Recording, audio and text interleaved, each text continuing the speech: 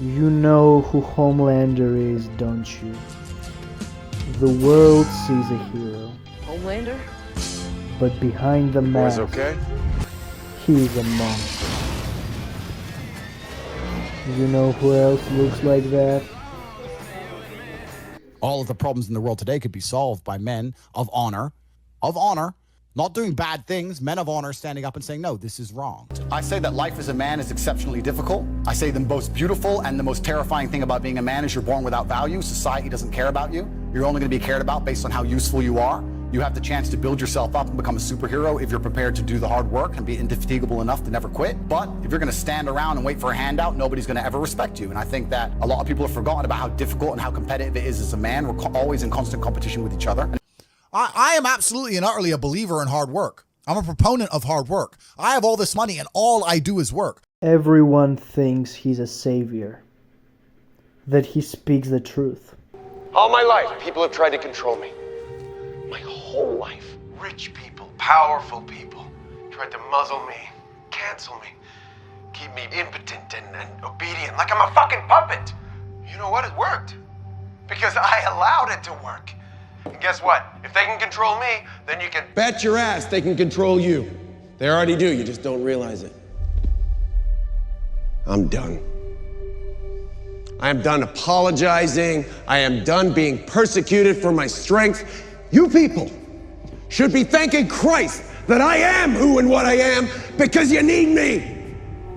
You need me to save you. You do.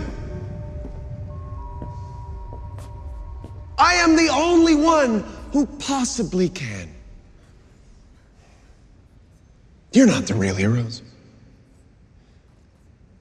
I'm the real hero. We're now living in a world where there is an endless battle ongoing for your mind.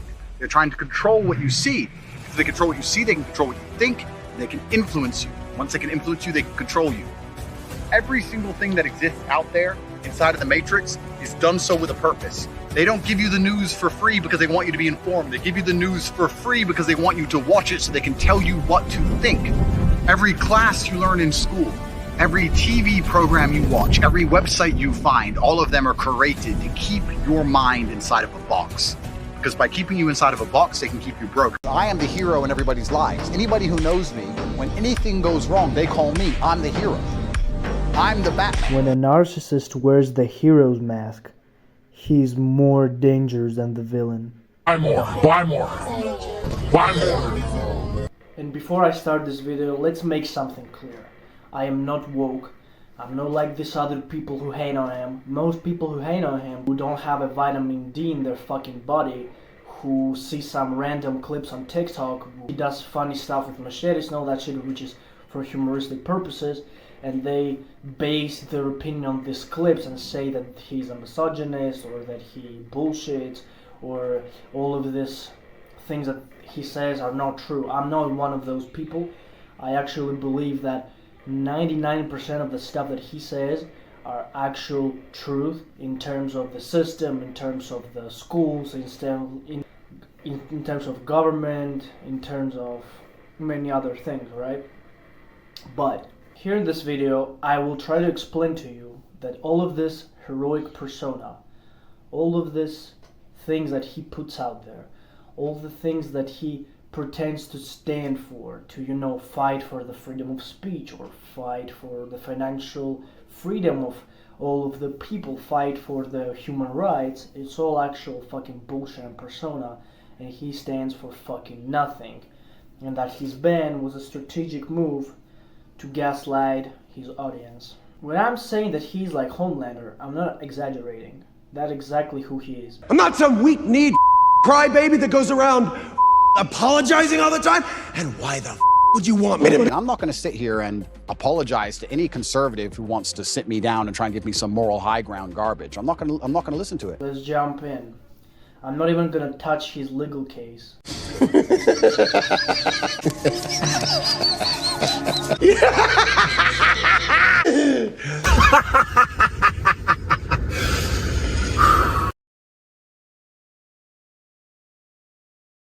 He always talks about honesty. He says that I'm an honest person, I encourage young men to not snake anyone, and yet He lies all the time. He's a pathological liar. If I could lie right now for $10 million and nobody would find out, nobody, I still couldn't do it because God would know and he'd punish me sooner or later. I truly believe it. I think if you're a man and you're growing up and you're saying, how do I act? What do I do in this scenario? What would God want you to do?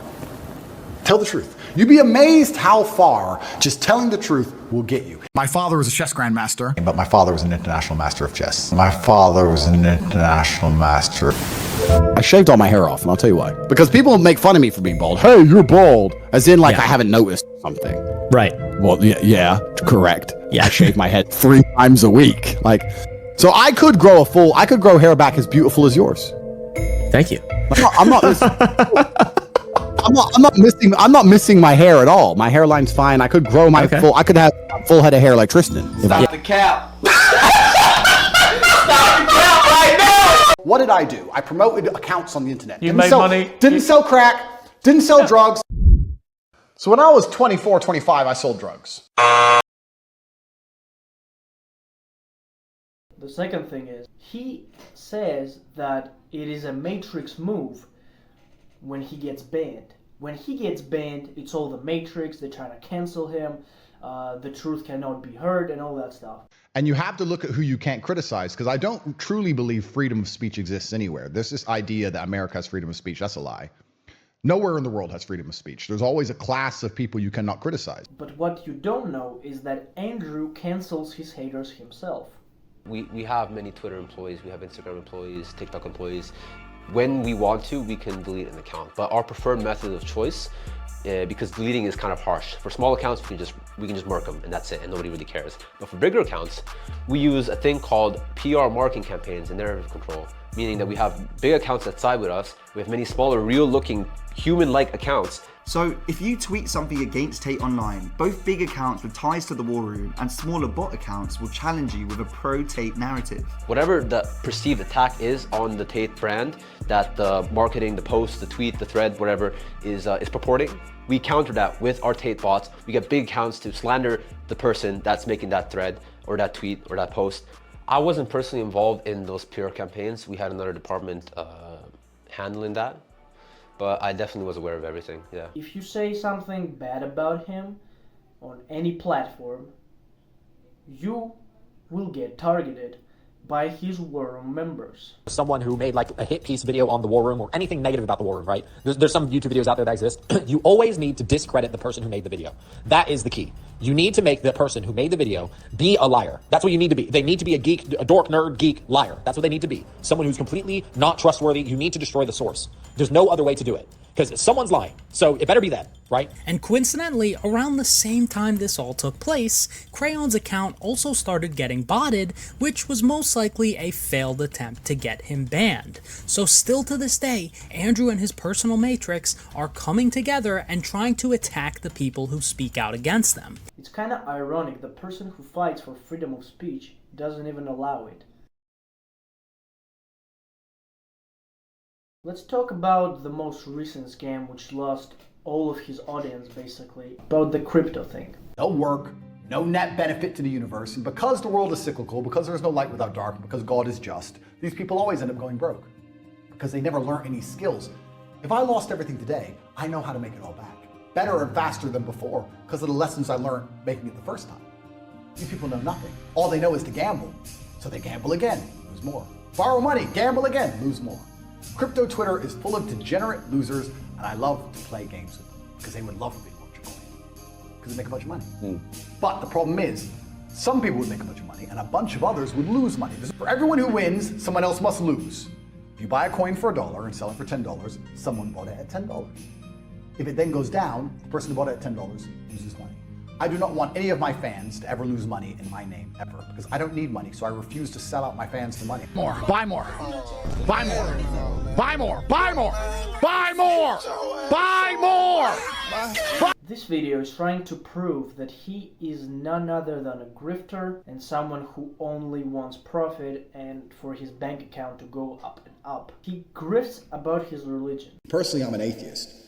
And when I say I'm an atheist, people seem to be a bit confused by this. I don't know why that surprises people, but I'm absolutely and utterly an atheist. And the reason I'm an atheist is because I believe that there is no grand plan. There's no God in the sky looking out for me. But I want to change teams because I'm looking at these atheists and they're all just dorks or just nerds or, I mean, Christians are nerds too. So I think I'm no longer an atheist, I'm now an Orthodox Christian. And for that reason, I now go to church at least twice a week. So, okay, you converted to Islam. How's that going for you? It's a beautiful religion, and it's the only way to truly find God, because I believe God is a strong, fearsome force. And I think that not enough religions respect him in that regard or understand him in that way. He grifts about charity. You have money, why don't you give to charity? Maybe I do give to charity. I just don't put it all over social media. These people on Facebook, you see them. A guy who goes and gives $50 to a homeless guy. And then he walks away and goes, it just feels so good to give, you know, sometimes you gotta give. He just bought 18 million likes for $50. That's pretty fucking cheap. That's not charity, that's exploitation. Since you came out of custody, there seems to have been a lot about your charity work. I wonder what's behind that. Well, I've always done the charity work. I've been doing the charity work for years. Post my incarceration, I've made it more clear the charity work I'm doing. I spend $25 million a year feeding children. And I'm still the worst man in the world because 4 years ago I made a sarcastic comment. Because some people would look at that and say, you're looking for a new market of followers. You're attracted by a different sort of persona. And I've been doing that for a long time without even mentioning. I never even said it. And now that I've said it, people are going to attack me for it and say that it's disingenuous. The person in Sudan who's eating the meal, do you think they believe it's disingenuous? No, I think they go pretty good to educate them. And to sit here and say that I'm a bad person now because I'm manipulating charity, because I'm using charity, I'm just trying to do good. That's all I've ever been trying. And he probably grifts, not probably, 100% grifts of becoming a UK president. America has managed to save itself with Donald Trump and Elon Musk. And now the United Kingdom needs somebody who is prepared to do the hard things which must be done, who is prepared to be the bad guy, who's prepared to take the heat and risk his life to save our once great nation before it is too late. He's just a grifter who will go anywhere the money lies in. He wants public love because he's a narcissist, but he is a scumbag. It's fascinating how much he has done. I have learned many things from him. That's the irony. English is not my first language, that's why I come out as wacky and not able to talk many times.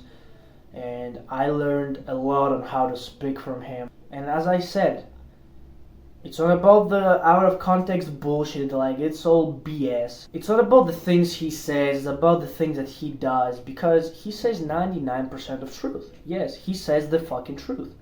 That's the thing, man. He says the truth, but unfortunately, he doesn't stand for anything. He just says the truth for the public love. But he doesn't do any of it. He lies all the time. He manipulates people. He scams people. He grifts. He changes his opinion. And he doesn't actually help people in any way. He just pretends that he's a helpful person when in reality he's not. And although he has helped many people, including myself, these weren't his motives. So, yeah. Be careful on who you listen, guys. Everyone is fake. The world is full of fakeness.